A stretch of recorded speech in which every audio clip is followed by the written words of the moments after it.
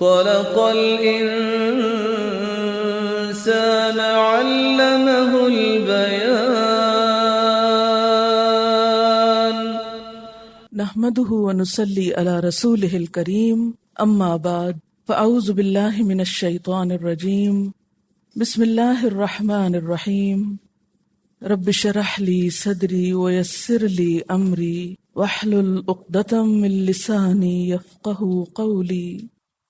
ترجمہ، ومن اور کون، اظلم زیادہ بڑا ظالم ہے، ممن اس سے جو، منع کرے، روکے، مساجد اللہ اللہ کی مسجدوں سے، ان کے یذکر ذکر کیا جائے، فیہا ان میں،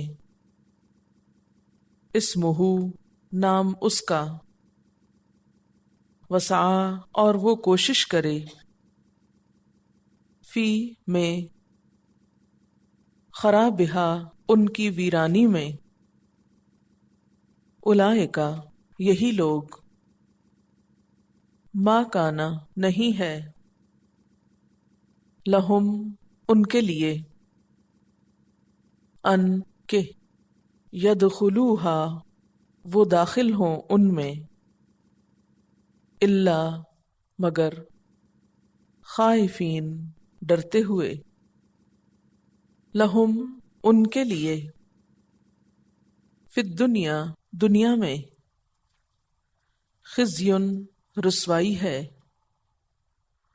وَلَهُمْ اور ان کے لیے، فی الآخرۃ آخرت میں،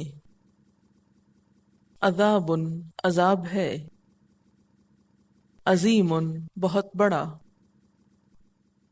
وَلِلَّهِ اور اللہ کے لیے ہیں، المشرق مشرق،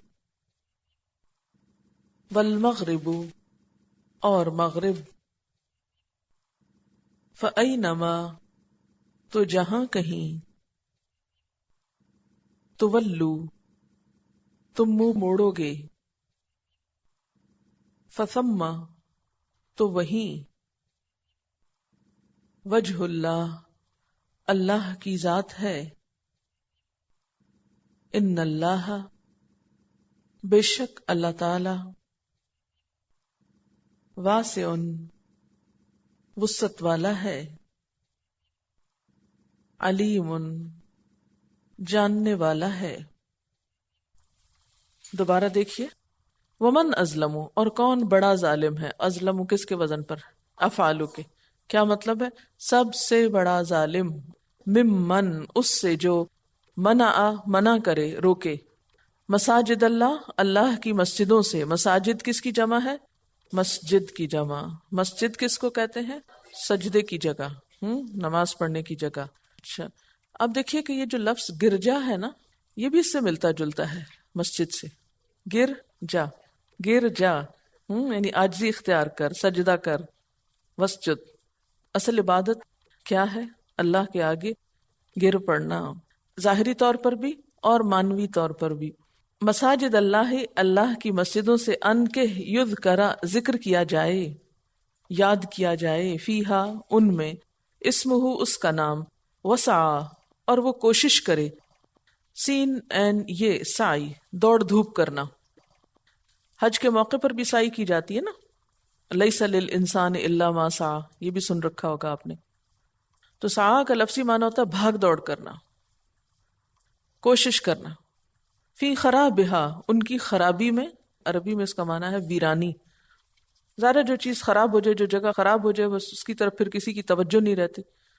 خیر بے اس کا روٹ ہے اجاڑ ہونا، بے آباد ہونا۔ اولئک یہی لوگ، ما کان لہم نہیں تھا ان کے لیے، ان یدخلوہا کہ وہ داخل ہوں ان مسجدوں میں، الا مگر، خائفین ڈرنے والے، فاعل سے فاعلین، خائف سے خائفین، تو خائف کہتے ہیں جس کو خوف لاحق ہو۔ لہم فی الدنیا ان کے لیے دنیا میں، خزی رسوائی ہے۔ کیا معنی ہوتا ہے خزی کا؟ جو انسان کے اوپر کب آئے؟ اس کے اپنے اعمال کے بدلے میں، اس کے اپنے ہاتھوں کی کمائی کے نتیجے میں۔ وَلَهُمْ، اور ان کے لیے، فی الآخرۃ، آخرت میں، عذاب عظیم، عذاب ہے بہت بڑا۔ میں نے بہت کہاں سے لگا لیا؟ عظیم کے اندر ہی بہت کمانا موجود ہے، بہت بڑا۔ ومن ازلم، اور کون بڑا ظالم ہے؟ ازلم کس کے وزن پر؟ افعالو کے۔ کیا مطلب ہے؟ سب سے بڑا ظالم، ممن، اس سے جو، منع کرے، روکے، مساجد اللہ، اللہ کی مسجدوں سے۔ مساجد کس کی جمع ہے؟ مسجد کی جمع۔ مسجد کس کو کہتے ہیں؟ سجدے کی جگہ، نماز پڑھنے کی جگہ۔ اچھا، اب دیکھیے کہ یہ جو لفظ گرجا ہے نا، یہ بھی اس سے ملتا جلتا ہے، مسجد سے۔ گر جا، گر جا، یعنی عاجزی اختیار کر، سجدہ کر، وسجد۔ اصل عبادت کیا ہے؟ اللہ کے آگے گر پڑنا، ظاہری طور پر بھی اور مانوی طور پر بھی۔ مساجد اللہ، اللہ کی مسجدوں سے، ان کے یذکرا، ذکر کیا جائے، یاد کیا جائے، فیہا، ان میں، اسمہ، اس کا نام، وسعا، اور وہ کوشش کرے، سین این یہ سعی، دوڑ دھوپ کرنا۔ حج کے موقع پر بھی سعی کی جاتی ہے نا، لیس للانسان الا ما سعی، یہ بھی سن رکھا ہوگا آپ نے۔ تو سعی کا لفظی معنی ہوتا ہے بھاگ دوڑ کرنا، کوشش کرنا۔ فی خرابہا، ان کی خرابی میں، عربی میں اس کا معنی ہے ویرانی۔ ظاہر جو چیز خراب ہو جائے، جو جگہ خراب ہو جائے، بس اس کی طرف پھر کسی کی توجہ نہیں رہتی۔ خیر بے، اس کا روٹ ہے اجاڑ ہونا، بے آباد ہونا۔ اولئک، یہی لوگ، ما کان لہم، نہیں تھا ان کے لیے، ان یدخلوہا، کہ وہ داخل ہوں ان مسجدوں میں، الا، مگر، خائفین، ڈرنے والے، فاعل سے فاعلین، خائف سے خائفین۔ تو خائف کہتے ہیں جس کو خوف لاحق ہو۔ لہم فی الدنیا، ان کے لیے دنیا میں، خزی، رسوائی ہے۔ کیا معنی ہوتا ہے خزی کا؟ جو انسان کے اوپر کب آئے؟ اس کے اپنے اعمال کے بدلے میں، اس کے اپنے ہاتھوں کی کمائی کے نتیجے میں۔ وَلَهُمْ، اور ان کے لیے، فی الآخرۃ، آخرت میں، عذاب عظیم، عذاب ہے بہت بڑا۔ میں نے بہت کہاں سے لگا لیا؟ عظیم کے اندر ہی بہت کمانا موجود ہے، بہت بڑا۔ تفسیر، ومن ازلم، اور کون بڑا ظالم ہے؟ کیا مطلب ہے؟ سب سے بڑا ظالم، اس سے جو منع کرے، روکے، مساجد اللہ، اللہ کی مسجدوں سے۔ جب انسان ایک خاص گروہ سے وابستہ ہو کر اسی سے اپنی ساری وفاداریاں جما لیتا ہے، تو پھر بسا اوقات دوسرے لوگوں کو اپنے اس گروہ میں آنے پر بھی ویلکم نہیں کرتا، اور اپنی عبادت گاہوں کو دوسروں پر بند کر دیتا ہے، جس سے عبادت گاہیں ویران ہونے لگتی ہیں۔ اس پر اللہ تعالیٰ فرماتے ہیں، وَمَنْ أَظْلَمُ مِمَّن مَنَعَ مَسَاجِدَ اللَّهِ أَن يُذْكَرَ فِيهَا اسْمُهُ، اس سے بڑا ظالم اور کون ہوگا جو اللہ کی مسجدوں سے لوگوں کو روک دے کہ ان میں اس کا نام لیا جائے۔ کیونکہ ہوتا کیا ہے کہ ہر گروہ، ہر فرقہ، ہر مسلک اپنی مسجد، اپنی عبادت گاہ الگ کر لیتا ہے، ہوتا نا ایسے، پھر اس کو وہ صرف اپنے گروہ والوں کے لیے کھلا رکھتا ہے، باقیوں کے لیے بند کر دیتا ہے۔ تو جب اس قدر شدت پسندی آتی ہے تو نتیجہ کیا ہوتا ہے؟ لوگوں کے دل پھر عبادت گاہوں سے دور ہونے لگتے ہیں، ان کے لیے عبادت گاہوں کے اندر کوئی سکون نہیں رہتا، پروٹیکشن نہیں ہوتی، کوئی سیکیورٹی نہیں ہوتی۔ عبادت گاہیں کس کے لیے ہوتی ہیں؟ کہ انسان وہاں پر جا کر امن پائے، اللہ کی یاد کرے، اللہ کے دین کو جانے۔ لیکن اگر ہم خلق خدا پر اللہ کے گھر کو بند کر دیں، یا اللہ کے گھر کو اپنے گروہ والوں کے سوا دوسرے گروہ والوں پہ بند کر دیں، تو نتیجہ کیا ہوگا؟ مسجدیں خالی ہونے لگیں گی، ویران ہونے لگیں گی۔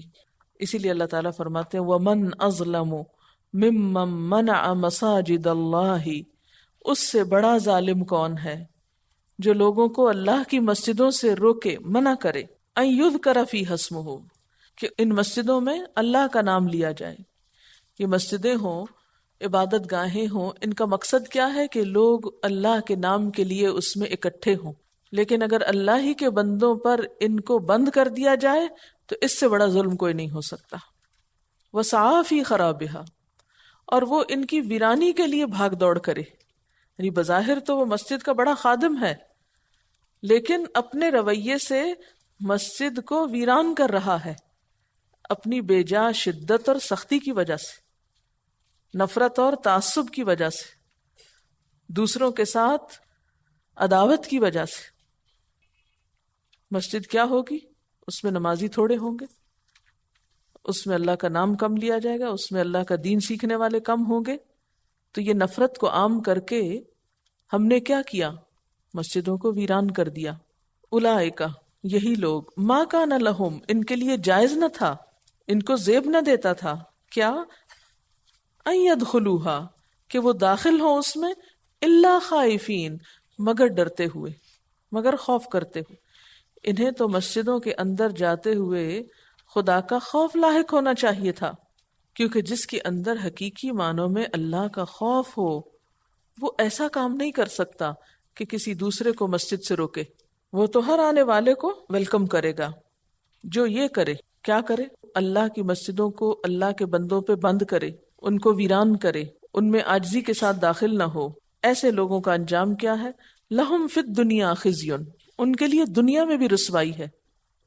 آپ دیکھیں اس وقت مسلمان دنیا میں باعزت طور پہ نہیں جی رہے، رسوا ہو رہے ہیں۔ تو اس کی وجوہات میں سے ایک وجہ یہ بھی ہے، کیا؟ ان کی باہم مذہبی جنگیں، باہم مذہبی نفرتیں، باہم مذہبی اختلافات، اس میں ریجڈیٹی، ایکسٹریمسٹ ہونا، شدت پسندی، تعصب، باہم عداوت، باہم ایک دوسرے کے لیے نفرت اور عداوت اور بغض کے جذبات، ایک دوسرے کو برداشت نہ کرنا، ایک دوسرے کو قبول نہ کرنا، ایک دوسرے کے لیے نرم گوشہ نہ رکھنا، ایک دوسرے پہ گمراہ اور فاسق اور کافر ہونے کے فتوے لگانا۔ جتنا مسلمانوں نے مسلمانوں کو کافر قرار دیا ہے اتنا شاید کسی اور نے نہ کیا ہو۔ تو نتیجہ کیا ہے؟ لہم فی الدنیا خزی، دنیا میں بھی رسوائی، اور آخرت کے عذاب سے بھی ڈرنا چاہیے۔ اگر اس روش سے باز نہ آئے اور اس ظلم کو چھوڑا نہیں تو پھر بعید نہیں کہ وَلَهُمْ فِي الْآخِرَةِ عَذَابٌ عَظِيمٌ، کہ آخرت میں بھی عذاب عظیم سے دوچار ہوں۔ تو گویا دوسرے لفظوں میں اللہ کے نزدیک سب سے بڑا ظالم وہ شخص ہے جو بظاہر تو بہت نیک پرہیزگار نظر آتا ہو، بظاہر تو بہت مذہبی نظر آتا ہو، لیکن اللہ کے گھر کو اللہ کی مخلوق پہ بند کرے، اللہ کے گھر کی ویرانی کا ذریعہ بنے، اس میں محبتوں کو عام کرنے کی بجائے نفرتوں کو جنم دے۔ یہی کام دراصل اہل کتاب نے کیا تھا۔ انہوں نے کیا کیا تھا؟ یہودیوں نے جب حضرت یحییٰ علیہ السلام کو قتل کر ڈالا تو روم کے نصارہ نے ان سے انتقام لینا چاہا، تو عراق کے ایک مجوسی بادشاہ کے ساتھ مل کر انہوں نے یہود پر حملہ کیا اور بیت المقدس کو ویران کر دیا، ان کا قتل و غارت کیا، تورات کے نسخے جلا ڈالے اور بیت المقدس میں نجاست پھینکی، خنزیر ڈالے اور اس کی عمارت کو ویران کر دیا۔ اور یہ حضور صلی اللہ علیہ وسلم کے زمانے تک تقریباً ویران ہی رہی۔ اور یہ ویرانی کس کے ہاتھوں ہوئی تھی؟ اہل کتاب ہی کے ہاتھوں، اہل کتاب کی، نصارہ کے ہاتھوں۔ کس کی؟ یہود کی۔ عبادت گاہ تو اللہ کی تھی، لیکن انہوں نے کیا کیا؟ اس میں سے اللہ والوں کو، یہ جو بھی اللہ کا نام لیتا تھا اس کو نکال کے اس کو ویران کر دیا۔ پھر اسی طرح ہم دیکھتے ہیں کہ مکہ والوں نے کیا کیا؟ حضور صلی اللہ علیہ وسلم اور آپ کے ساتھیوں کو خانہ کعبہ میں جانے نہیں دیتے تھے۔ پھر اسی طرح صلح حدیبیہ کے موقع پر کیا ہوا؟ کچھ تاریخ تو پڑھی ہوگی آپ نے کہ مسلمان عمرہ کرنے کے لیے گئے تھے، انہیں داخل نہ ہونے دیا۔ پھر بالآخر کیا ہوا؟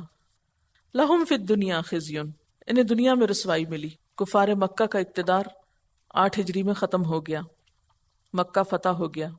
اسی طرح خاص طور پر یہود کے بارے میں پیچھے بھی پڑھ چکے ہیں، آگے بھی آئے گا کہ ضربت علیہم الذلۃ والمسکنۃ، ان پر ذلت و محتاجی چسپاں کر دی گئی۔ چلیے اب تھوڑا سا اس پہ سوچتے ہیں، تھوڑا سا انالیسس کرتے ہیں۔ وہ کون سے اسباب ہیں جن سے مسجدیں ویران ہو گئی ہیں؟ یعنی اللہ تعالیٰ نے تو ایک آیت بھیجی، ایک حکم ارشاد فرمایا، اب دیکھنا ہم کو ہے کہ وہ کون سے اسباب ہیں، وہ کون سی ایسی چیزیں ہیں کہ جس کی وجہ سے مسجدیں ویران ہو گئیں۔ دیکھیے اللہ کی رحمت کب آتی؟ جب انسان اللہ سے ڈرتا ہے، اللہ تعالیٰ کے آگے خشوع کرتا ہے، اور اللہ کی طرف سے سزا کب آتی ہے؟ جب انسان اللہ سے نہیں ڈرتا، جب تقویٰ نکل جاتا ہے، جب وہ محسن نہیں رہتا، جب وہ خاشع نہیں رہتا، جب وہ خائفین میں سے نہیں ہوتا، بلکہ اس کے برعکس اپنی زبان اور رویوں کا غلط استعمال کرتا ہے۔ قرآن پاک میں آتا ہے انما یعمر مساجد اللہ من آمن باللہ والیوم الآخر واقام الصلاۃ وآتی الزکاۃ ولم یخش الا اللہ۔ اصل میں مسجد کی آبادی ان لوگوں سے ہوتی ہے جو اللہ پر ایمان لائیں، آخرت پر ایمان لائیں، نماز قائم کریں، زکوٰۃ دیں اور اللہ کے سوا کسی سے نہ ڈریں۔ یہ لوگ ہوتے ہیں جو مسجدیں آباد کرتے ہیں، یعنی خود بھی نماز پڑھنے والے، زکوٰۃ دینے والے اور صرف اللہ سے ڈرنے والے۔ کیونکہ جو صرف اللہ سے ڈرتا ہوگا نا، وہ دوسرے کو پھر نقصان نہیں پہنچائے گا، وہ دوسرے کی قدر کرے گا، وہ دوسرے کے خلاف محاذ آرائی قائم نہیں کرے گا۔ حدیث میں آتا ہے کہ نبی صلی اللہ علیہ وسلم نے فرمایا قرب قیامت میں مسلمانوں کی مسجدیں بظاہر آباد اور مزین اور خوبصورت ہوں گی، مگر حقیقتاً ویران ہوں گی، کہ ان میں حاضر ہونے والے نمازی کم رہ جائیں گے۔ تو اس سے کیا پتہ چلتا ہے؟ مسجد کی ویرانی کا اصل مطلب کیا ہے؟ کہ ان میں عبادت کرنے والے کم رہ جائیں۔ یعنی ویرانی کی ایک شکل تو یہی ہے نا جو رومیوں نے یہود کے ساتھ کی تھی، کہ بیت المقدس کو پامال کیا، نجاست پھینکی، بربادی کی، اس میں جانور چھوڑ دیے، انہوں اس کو اجاڑ دیا۔ لیکن حقیقی ویرانی کب ہوتی ہے مسجد کی؟ جب اس میں آنے والے کم ہوں، جیسا کہ حدیث سے پتہ چلتا ہے۔ تو جو بھی صورتیں ہوں مسجد کی ویرانی کی، وہ سب حرام ہیں، خواہ کھلے طور پہ مسجد گرائی جائے یا پھر ایسے اسباب پیدا کیے جائیں کہ جس سے مسجد ویران ہو۔ تو اس کی آبادی اصل میں نقش و نگار سے نہیں ہوتی، بہت بڑی عمارت بنانے سے نہیں ہوتی۔ اب بھی آپ دیکھیں گے کہ بہت سی مسجدیں بہت بڑی بڑی بنی ہوتی ہیں، لیکن جب اذان ہوتی ہے اور نماز کا وقت ہوتا ہے تو ایک دو صفوں سے زیادہ نہیں لوگ ہوتے اس میں۔ حضرت علی رضی اللہ تعالیٰ عنہ کا ارشاد ہے کہ شرافت اور انسانیت کے 6 کام ہیں، 3 حضر کے اور 3 سفر کے۔ حضر ہوتا حاضر ہونا، گھر میں رہنا۔ حضر کے 3 یہ ہیں: تلاوت قرآن کرنا، مسجدوں کو آباد کرنا، اور ایسے دوستوں کی جمعیت بنانا جو اللہ اور دین کے کاموں میں مدد کرے، یعنی ایسے لوگوں کو اکٹھا کرنا، آرگنائز کرنا جو اللہ کے دین کے کام میں ایک دوسرے کے مددگار ہوں۔ یہ شرافت و انسانیت کے کاموں میں سے ہے۔ اور سفر کے 3 کام یہ ہیں کہ اپنے توشے سے غریب ساتھیوں پہ خرچ کرنا، یعنی اکٹھے جا رہے ہوں تو اپنا مال ان پہ خرچ کرنا جن کے پاس نہیں ہے، حسن خلق سے پیش آنا، اور رفقائے سفر کے ساتھ ہنسی خوشی برتاؤ کرنا، یعنی ہنسی خوشی کا معاملہ کرنا۔ علامہ اقبال کا ایک شعر ہے نا کہ مسجد تو بنا دی شب بھر میں ایمان کی حرارت والوں نے، من اپنا پرانا پاپی ہے برسوں سے نمازی بن نہ سکا۔ تو نمازیوں کی تعداد کا کم ہونا دراصل کیا ہے؟ مسجد کی ویرانی۔ مسجدوں کو ویران کرنا سب سے بڑا ظلم ہے، اور مسجدوں کو آباد کرنا بہت بڑی نیکی ہے۔ حضرت عثمان رضی اللہ تعالیٰ عنہ کہتے ہیں کہ رسول اللہ صلی اللہ علیہ وسلم نے فرمایا، جس نے اللہ تعالیٰ کی رضا حاصل کرنے کے لیے مسجد بنائی تو اللہ تعالیٰ اس کے لیے جنت میں ویسا ہی گھر بنائے گا۔ یعنی مسجد بنانے کی نیت کیا ہو؟ اللہ کی رضا، نہ کہ دنیا میں شہرت، کہ فلاں شخص بڑا نیک ہے، اس نے بہت خوبصورت مسجد بنوائی اور اس پہ فخر اور غرور کیا جائے۔ حضرت ابو سعید خدری رضی اللہ تعالیٰ عنہ سے روایت ہے کہ نبی صلی اللہ علیہ وسلم نے فرمایا، جب تم کسی آدمی کو بار بار مسجد میں آتا جاتا دیکھو تو اس کے ایمان کی گواہی دو۔ اللہ کی مسجدوں کو وہی آباد کرتا ہے جو اللہ اور یوم آخرت پر ایمان رکھتا ہے۔ حضرت ابو ہریرہ رضی اللہ تعالیٰ عنہ سے روایت ہے کہ نبی صلی اللہ علیہ وسلم نے فرمایا، کیا میں تمہیں ایسا عمل نہ بتاؤں جس سے اللہ تعالیٰ خطائیں مٹا دیتا ہے اور درجے بلند کرتا ہے؟ صحابہ نے عرض کیا، کیوں نہیں یا رسول اللہ صلی اللہ علیہ وسلم، ضرور بتائیے۔ آپ نے فرمایا، مشقتوں کے باوجود کامل وضو کرنا، یعنی مشکل وقت میں اچھی طرح وضو کرنا، مسجدوں کی طرف کثرت سے قدم اٹھانا، نماز کے بعد نماز کا انتظار کرنا، بس یہی رباط ہے، یہی رباط ہے۔ حضرت ابو ہریرہ رضی اللہ تعالیٰ عنہ سے روایت ہے کہ نبی صلی اللہ علیہ وسلم نے فرمایا، جو شخص صبح یا شام کو مسجد کی طرف جاتا ہے اللہ تعالیٰ اس کے لیے جنت میں مہمانی تیار کرتا ہے جب بھی صبح یا شام کو جائے. تو جب انسان اللہ تعالیٰ کے پاس جائے گا تو وہ مہمانی اس کو ملے گی. حضرت بریدہ رضی اللہ تعالیٰ عنہ سے روایت ہے کہ نبی صلی اللہ علیہ وسلم نے فرمایا اندھیروں میں مسجدوں کی طرف چل کر آنے والوں کو قیامت کے دن مکمل روشنی کی خبر سنا دو. حضرت ابو ہریرہ رضی اللہ تعالیٰ عنہ سے روایت ہے کہ نبی صلی اللہ علیہ وسلم نے فرمایا اللہ کے نزدیک پسندیدہ جگہیں مساجد اور بدترین جگہیں بازار ہیں. ہمارا شوق کہاں کا ہوتا ہے؟ اللہ تعالیٰ نے کیا فرمایا؟ فَاذْكُرُونِي أَذْكُرْكُمْ، تم مجھے یاد کرو میں تمہیں یاد کروں گا. جو اللہ کو راضی کرے گا رضی اللہ عنہم ورضوا عنہ، اللہ اس سے راضی ہو جائے گا. اور جس سے اللہ راضی ہو جائے، جس سے اللہ محبت کرے، پھر اس کے کام سنوارنا، اس کی مدد کرنا اللہ کے ذمے ہوتا ہے. پھر ایسے لوگوں سے جو اللہ کی بات بتانے والے ہوں، اللہ کی محبت بندوں کے دلوں میں بھی ڈالنے والے ہوں، ان سے پھر نفرت رکھنا، عداوت رکھنا، ان کو برا بھلا کہنا، یہ اللہ تعالیٰ کو ناراض کرنے والے کام ہوتے ہیں. ٹھیک ہے. وَلِلَّهِ الْمَشْرِقُ وَالْمَغْرِبُ، اور اللہ کے لیے ہے مشرق اور مغرب. فَأَيْنَمَا تُوَلُّوا فَثَمَّ وَجْهُ اللَّهِ، جہاں کہیں تم ہوگے وہیں اللہ کی ذات موجود ہے. ان اللہ واسع علیم، بے شک اللہ وسعت والا، علم والا ہے. یہود و نصارہ دونوں کا قبلہ بیت المقدس تھا، لیکن نصارہ نے خاص طور پر اس کی مشرقی سمت کو اپنے لیے خاص کر لیا تھا. اور ہو سکتا ہے اس کی وجہ یہ ہو کہ وہ حصہ جس میں حضرت مریم علیہ السلام نے عبادت کی تھی اور وہ اس کی مشرقی جانب تھی، جیسے قرآن پاک میں آتا ہے وَاذْكُرْ فِي الْكِتَابِ مَرْيَمَ إِذِ انتَبَذَتْ مِنْ أَهْلِهَا مَكَانًا شَرْقِيًّا. ذکر کرو کتاب میں مریم علیہ السلام کا جب وہ اپنے گھر والوں سے الگ ہو کر مشرق کی جانب جا بیٹھی، یعنی عبادت کرنے کے لیے. تو اس پر یہود نے ان کے خلاف، کن کے خلاف؟ نصارہ کے خلاف اپنے لیے کون سی جہت مقرر کر لی؟ دوسری، اپوزٹ، مغرب کی. تو اس پر فرمایا کہ وَلِلَّهِ الْمَشْرِقُ وَالْمَغْرِبُ. جب انسان مختلف سمتوں، ڈائریکشن سے اپنے آپ کو مقید کر لیتا ہے تو گروہ بندیاں ہوتی. ایک نے قبلے کا ایک حصہ پکڑ لیا، دوسرے نے دوسرے کا. اللہ تعالیٰ فرماتے دونوں ہی اللہ کے. جب عبادت گاہ اور مسجد ہے اللہ کی، عبادت گھر اللہ کا گھر ہے، تو پھر مشرق کیا اور مغرب کیا، سب برابر ہے. اب دیکھیں نا، جب جگہ خاص کر لی جاتی ہیں تو اس سے پھر گروہ بننے لگتے ہیں نا. تو اللہ تعالیٰ نے فرمایا کہ نہیں، عبادت کے لیے اصل چیز جو ہے وہ کیا ہے؟ اللہ کا ذکر، اللہ کا تقویٰ. پھر اسی طرح یہ بھی کہا جاتا ہے کہ ہجرت کے بعد مسلمان بیت المقدس کی طرف رخ کر کے نماز پڑھتے تھے. تو بعض مسلمانوں کو اس پر بہت رنج تھا کہ ایک تو ہمارا گھر چھٹا، شہر چھٹا، اور ہمارا قبلہ بھی ہم سے چھٹ گیا. مکہ میں مسلمان جو تھے وہ بیت اللہ کی طرف منہ کر کے نماز پڑھتے. جب مدینہ آئے تو کیا ہوا؟ گھر وطن سب چھٹا، اور اس کے ساتھ کیا حکم ہو گیا؟ اب تم بیت المقدس کی طرف منہ کر کے نماز پڑھو. یہ ایک ٹیسٹ تھا نا مسلمانوں کا. اس پہ یہود نے بھی بہت باتیں بنائی. تو حکم کیا ہوا کہ مشرق ہو کہ مغرب، سب اللہ کے.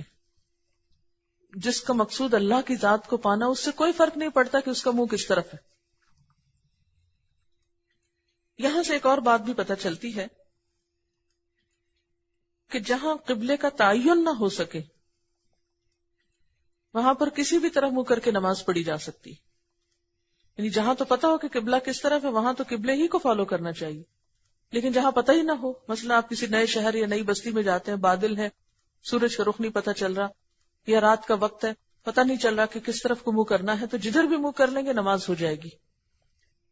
یا اسی طرح جہاز میں آپ جا رہے ہیں، آپ کو کچھ پتہ نہیں چلتا کہ ڈائریکشن کدھر کو ہے، تو آپ نماز پڑھ لیں. یا بحری جہاز میں جا رہے ہیں، کچھ سمجھ میں نہیں آ رہی، ہر جگہ ایک ہی جگہ لگ رہی ہے. یا اسی طرح کسی ٹرین میں جا رہے ہیں، تو ایسی صورت میں کیا ہے، جدھر بھی منہ آئے نماز پڑھ لینی چاہیے. حضرت عمر رضی اللہ تعالیٰ عنہ فرماتے کہ ایک دفعہ آپ صلی اللہ علیہ وسلم سواری پر نفل ادا کر رہے تھے اور سواری کسی بھی سمت کو رخ کر لیتی تھی. آپ اس وقت مکہ سے مدینہ آ رہے تھے، یعنی کبھی ادھر ہوتی کبھی ادھر ہوتی، لیکن آپ اوپر نماز پڑھتے رہے. پھر حضرت عمر رضی اللہ تعالیٰ عنہ نے یہی آیت پڑھی. ایک اور روایت میں ہے کہ سفر میں صحابہ کرام آپ صلی اللہ علیہ وسلم کے ہمراہ تھے، رات اندھیری تھی، ہر ایک کو جدھر قبلہ معلوم ہوا اس نے نماز ادا کر لی اور نشان کے طور پہ پتھر رکھ لیے. صبح کو معلوم ہوا کہ بعض لوگوں نے غلط سمت پہ نماز پڑھی، ان کو تردد ہوا. تب یہ آیت نازل ہوئی کہ جدھر بھی منہ کرو ادھر ہی اللہ کی ذات ہے. لیکن اس کا یہ مطلب نہیں ہے کہ انسان قبلے کا رخ جانتے بوجھتے بھی کیا کرے کہ نہیں میں اپنی سہولت کے مطابق جدھر بھی منہ کر لوں ادھر ہی اللہ تعالیٰ کی ذات مل جائے گی. بعض نے اس آیت کو منسوخ قرار دیا ہے. ناسخ کو منسوخ پیچھے آپ نے پڑھا نا. منسوخ کا مطلب کیا ہے؟ کسی اور حکم نے آ کے اس حکم کو کینسل کر دیا کہ نہیں قبلے ہی کو فالو کرنا ہے. اور وہ کون سا؟ وہ آگے دوسرے پارے کے شروع میں آئے گا کہ تم جہاں کہیں بھی ہو اپنا رخ مسجد حرام کی طرف کر لو. وآخر دعوانا ان الحمد للہ رب العالمین. سبحانک اللہم وبحمدک اشہد ان لا الہ الا انت استغفرک واتوب الیک. والسلام علیکم ورحمۃ اللہ وبرکاتہ. والسلام علیکم ورحمۃ اللہ وبرکاتہ.